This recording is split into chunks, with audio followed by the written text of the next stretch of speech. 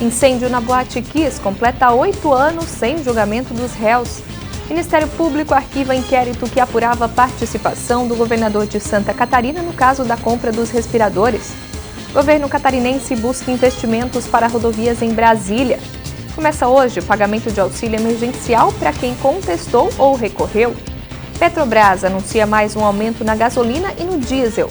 Presidente Jair Bolsonaro diz que vai discutir um auxílio para bares e restaurantes. E em Criciúma começa agendamento para a próxima fase da vacinação. As notícias de Criciúma e do sul de Santa Catarina você confere a partir de agora. No ar pela TV Primavera, Informe Região.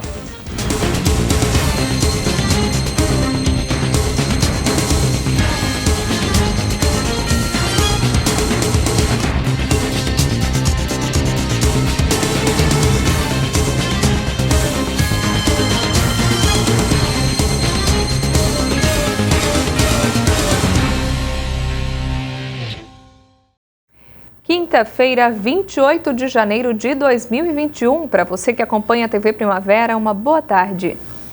O incêndio na Boate Kiss, no Rio Grande do Sul, completou 8 anos nessa semana.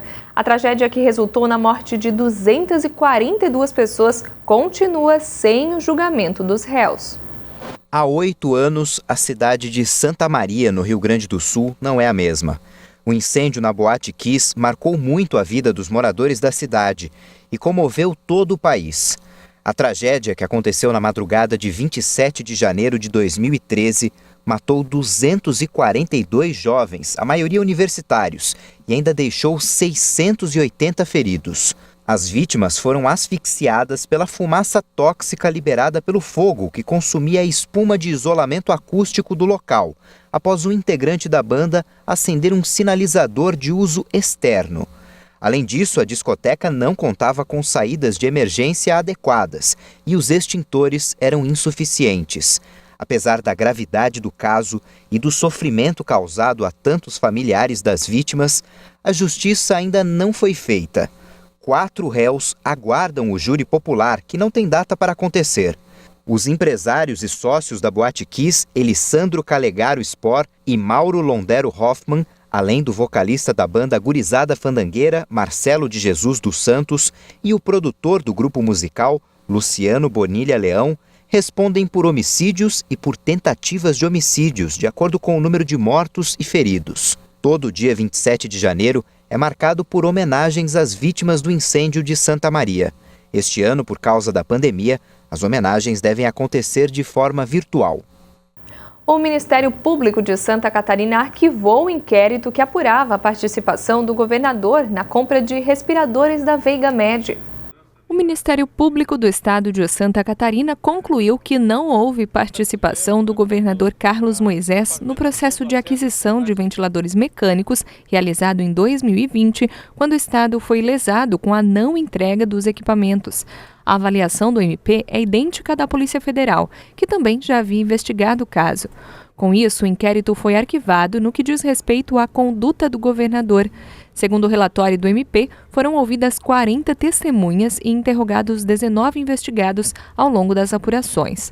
Conforme o documento, também ficou comprovado que o governador, ao ter ciência da existência de problemas na entrega dos equipamentos, determinou que os fatos fossem notificados à Polícia Civil no mesmo dia.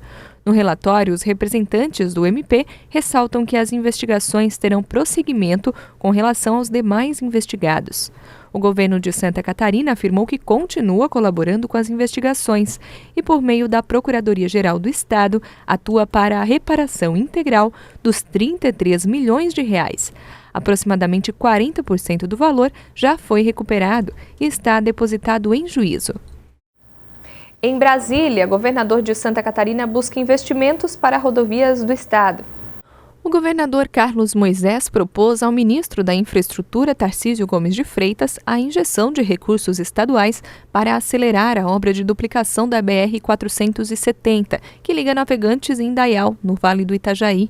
A proposta foi feita durante uma reunião no Ministério da Infraestrutura em Brasília, nesta quarta-feira. Segundo o governador, o modelo ainda está sendo estudado e será debatido também com a bancada federal de Santa Catarina, tanto na Câmara quanto no Senado. O objetivo é auxiliar o governo federal para que os serviços de ampliação da capacidade da principal rodovia do Vale ganhem mais agilidade. Realmente a reunião foi bastante longa, mas bastante produtiva. Conversamos sobre os nossos portos, a vocação de cada um deles, as parcerias que o governo do estado pode fazer no sentido de ter mais capital privado, investimento privado no nosso sistema portuário, especialmente agora também em Bituba, São Francisco e Laguna, Porto Pesqueiro. E discutimos também o andamento de obras importantes, como a 470 para Santa Catarina, uma obra muito importante, está sendo tocada pelo governo federal, mas apresentamos uma proposta até de parceria do governo do estado, com recursos inclusive próprios do governo do estado, para que a gente possa fazer essa obra andar a uma velocidade ainda um pouco maior, porque é de interesse dos catarinenses, obviamente também do governo federal, como corredor logístico, também com a questão da segurança viária naquele trecho, muito importante, então a duplicação interna dessa obra, e os outros gargalos, naturalmente, que a gente tem de infraestrutura, como a BR-163, como a 280, que tem um trecho, inclusive, estadualizado, no qual nós já investimos, estamos medindo muito bem, e a parceria, então, se firma com o governo federal, no sentido de nós caminharmos juntos, porque é interesse também do estado de Santa Catarina, apesar de ser uma rodovia federal, mas é interesse porque ela existe na área territorial do nosso estado. O governador ressaltou que o investimento na rodovia pode trazer ainda outros benefícios ao estado. A parceria foi muito bem recebida pelo ministro, a gente acredita que nós vamos evoluir, tanto na questão, inclusive, da malha ferroviária sul também, que o ministro comentou, que já está nos seus planos, a inclusão do trecho entre Joinville e São Francisco do Sul. Então é importante para que a gente possa avançar também todas essas pautas, porque a infraestrutura para o nosso governo em Santa Catarina, ela é a prioridade 1, porque com a infraestrutura caminhando muito bem, todas as outras áreas de atuação do estado, na área de segurança, de educação, de saúde, elas vão avançar porque a gente consegue arrecadar, manter a arrecadação e trazer segurança, trazer vontade da iniciativa privada de investir numa ambiência adequada para a economia de Santa Catarina avançar. O ministro destacou que a proposta é muito bem-vinda e lembrou que já há parcerias como essa ocorrendo em outros estados. Agrada bastante, a gente já tem parcerias com outros estados, eu cito o estado do Paraná, que está funcionando muito bem. Nossa proposta é muito bem recebida, tenho certeza que isso dá uma perspectiva de aumento de fôlego financeiro e é o que a gente precisa para avançar mais na execução física. A gente já estabeleceu como prioridades para o Ministério da Infraestrutura em Santa Catarina este ano, no que diz respeito a rodovias, a BR-280, 470 e a 163. E, obviamente, todo o fôlego financeiro adicional vai ser muito bem-vindo porque vai conseguir aumentar a nossa execução física. A gente quer avançar passos largos na duplicação da 470, por exemplo, de Navegantes até Blumenau, e se a gente tiver esse apoio, esse esforço, vai ser muito mais fácil a gente cumprir o nosso objetivo. A Caixa Econômica Federal começou a pagar nesta quinta-feira valores do auxílio emergencial para quem fez a revisão e a contestação. Confira. Serão pagos ao todo mais de 248 milhões de reais de auxílio emergencial para 196 mil pessoas. A operação foi autorizada pelo Ministério da Cidadania após análise de contestações e revisões decorrentes de atualizações de dados governamentais. Para esse pagamento, não há calendário de acordo com o mês de nascimento. Todos os beneficiários receberão de uma só vez todas as parcelas a que têm direito. Os recursos serão depositados na poupança social digital da Caixa e já estarão disponíveis tanto para movimentação por meio do aplicativo Caixa Tem, quanto para saques e transferências para outros bancos. Com o Caixa Tem é possível fazer compras na internet e nas maquininhas em diversos estabelecimentos comerciais por meio do cartão de débito virtual e QR Code. O beneficiário também pode pagar boletos e contas, como água e telefone, pelo próprio aplicativo ou nas casas lotéricas e transferir os recursos sem o pagamento de tarifas. Para o saque em espécie, é preciso fazer o login no aplicativo Caixa Tem, selecionar a opção Saque sem cartão e gerar código de saque. Depois, o trabalhador deve inserir a senha para visualizar o código de saque na tela do celular, com validade de 1 hora. Esse código deve ser utilizado para a retirada do dinheiro, que pode ser feita nas lotéricas, correspondentes Caixa Aqui ou mesmo nas agências. A seguir, Petrobras anuncia novo aumento na gasolina e no diesel.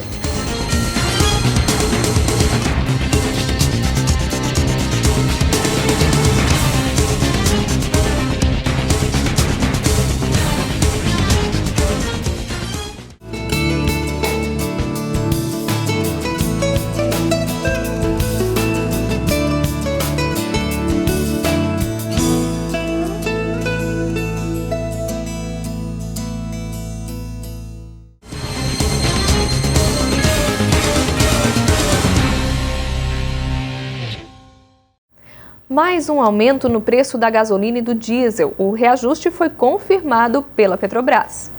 A Petrobras confirmou o aumento da gasolina em suas refinarias a partir dessa semana, informando que o preço médio de venda de gasolina para as distribuidoras passará a ser de R$ 2,08 por litro, refletindo um aumento médio de 10 centavos por litro no preço de venda.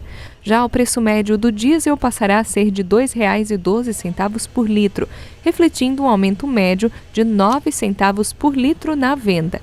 A estatal ressaltou que aos preços da gasolina e do diesel vendidos na bomba dos postos revendedores são acrescidos tributos federais e estaduais, custos para aquisição e mistura obrigatória de biocombustíveis pelas distribuidoras, além das margens brutas das companhias distribuidoras e dos próprios postos revendedores de combustíveis. Para a Petrobras, os valores têm como referência os preços de paridade de importação e, dessa maneira, acompanham as variações do valor do produto no mercado internacional e da taxa de câmbio para cima e para baixo. O presidente Jair Bolsonaro disse nesta quarta-feira que vai, se Deus quiser, influenciar o resultado da eleição para a presidência da Câmara na próxima segunda-feira. O presidente recebeu parlamentares do PSL para um café da manhã no Palácio do Planalto.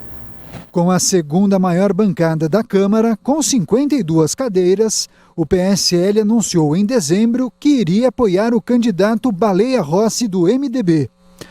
Mas alguns parlamentares conseguiram mudar o posicionamento do partido na semana passada e agora conta com os votos a favor do candidato Arthur Lira, do PP, que é apoiado pelo presidente Jair Bolsonaro.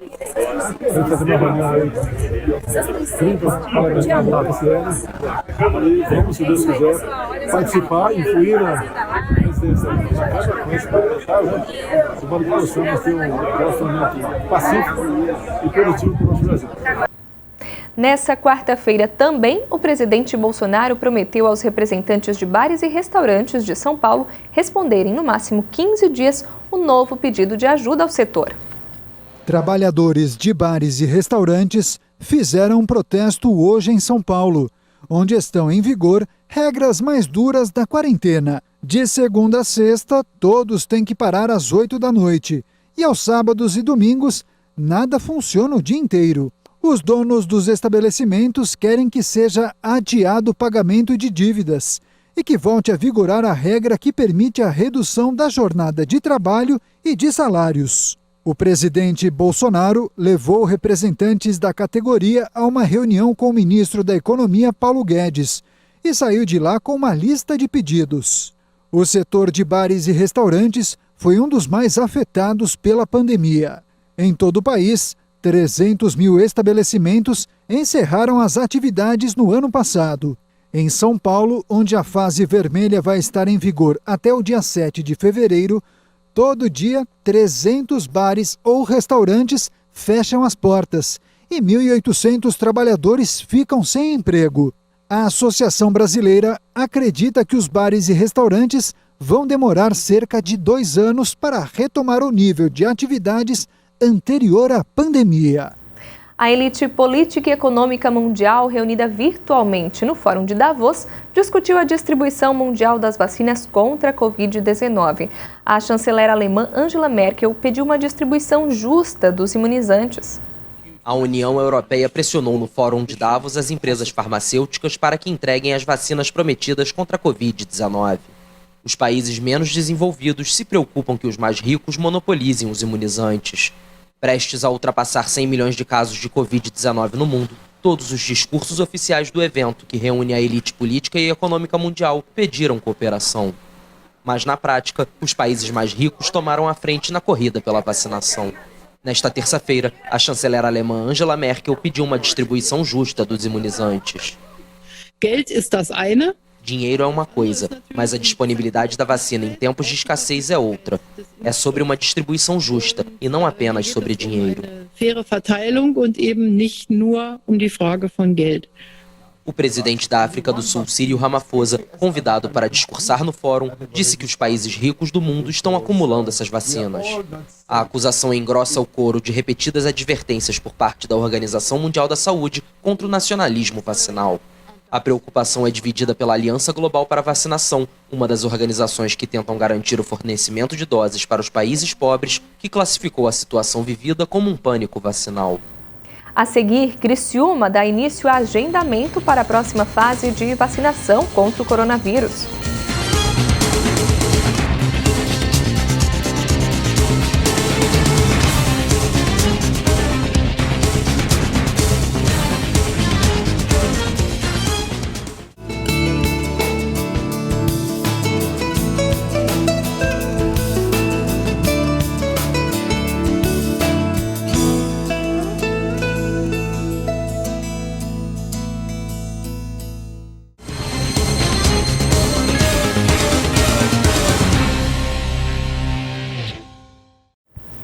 Na nossa segunda reportagem da série especial sobre o mercado imobiliário, vamos conhecer os tipos de áreas que existem para edificações residenciais. Na hora de construir a casa dos sonhos, o terreno precisa atender às necessidades da família. Tão importante quanto definir o modelo da casa e o método construtivo é saber escolher o lugar onde esse imóvel será construído, para que atenda uma série de necessidades da família. Quando você vai buscar uma opção de loteamento, de moradia, você tem que olhar a infraestrutura próxima, né? E o que as pessoas normalmente buscam é estar próximo da sua rotina, né? Próximo do seu trabalho, para essas áreas um pouco mais afastadas, né? No caso de áreas mais centralizadas, esse já não é o ponto forte, vamos colocar assim, né? Esse empresário do ramo imobiliário diz que a cada ano que passa, fica mais fácil comprar um terreno ou até mesmo um lote já com a moradia. A gente tem hoje dois modelos, dois padrões aí, né, de incorporadoras e construtoras que fazem loteamento, né, que aí flexibilizam essa aquisição só do lote.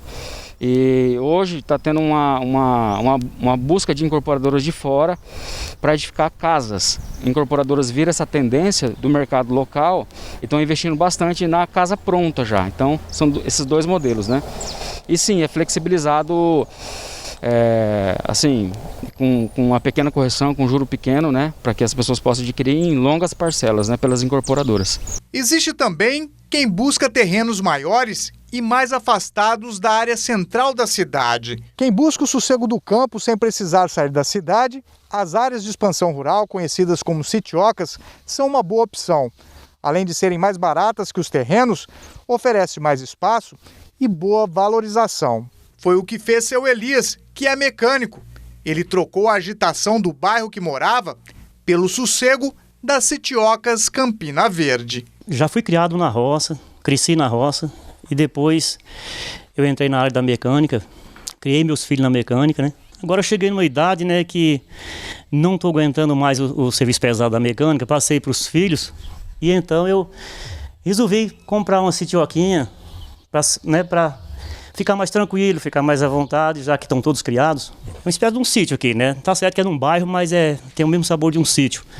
E a gente planta aí uma mandioquinha, planta uma verdura, planta uma cana, enfim, planta umas frutas. Eu gosto muito de mexer com terra, eu me dou bem, eu sinto harmonia com a natureza. A esposa dele também gostou da ideia. Diz que o novo lar a fez voltar aos tempos de criança.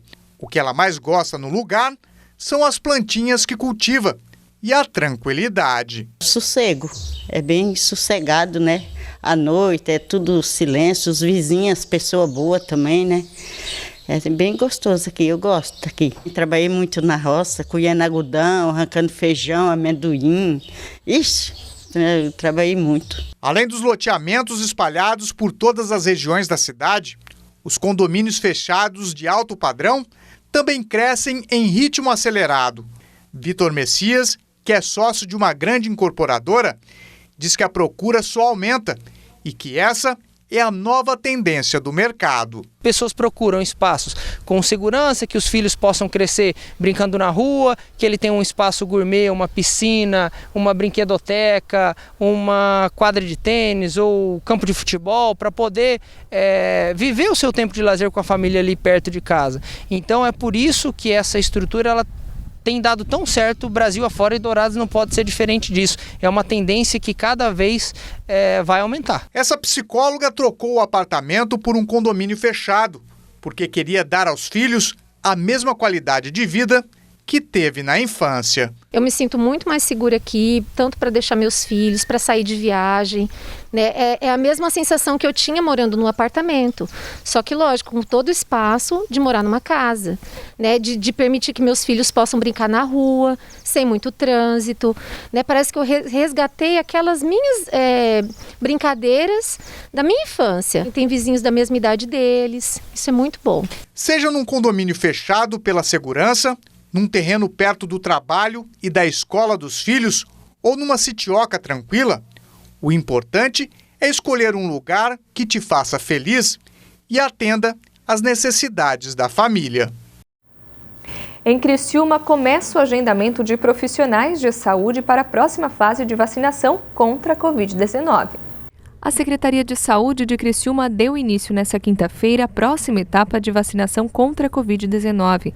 Seguindo uma deliberação da Comissão de Intergestores Bipartite, o próximo grupo a ser vacinado compreende os profissionais de saúde acima de 60 anos ou os profissionais com comorbidades, independente da idade. Esses trabalhadores serão vacinados conforme agendamento, para evitar aglomerações.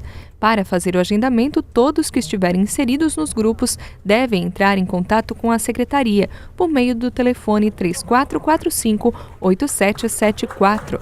A Secretaria informou ainda que estão listadas entre as comorbidades que fazem parte do grupo prioritário diabetes, hipertensão arterial, doença pulmonar obstrutiva crônica, insuficiência renal, doenças cardio- e cerebrovasculares, indivíduos transplantados de órgãos sólidos ou de medula óssea, anemia falciforme, obesidade e síndrome de Down.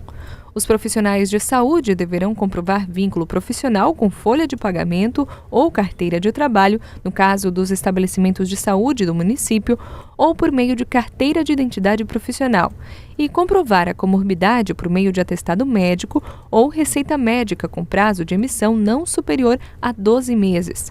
Até agora, já chegaram em Criciúma 2.294 doses da Coronavac e 1.810 da AstraZeneca.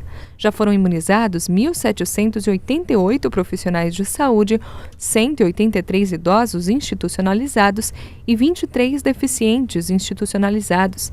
De acordo com dados da Secretaria Municipal de Saúde, estima-se que serão necessárias 6.500 doses para imunizar todos os trabalhadores da área. Com essa informação, nós fechamos a edição de hoje do Informe Região. A gente volta a qualquer momento com mais notícias na nossa programação. Uma boa tarde para você.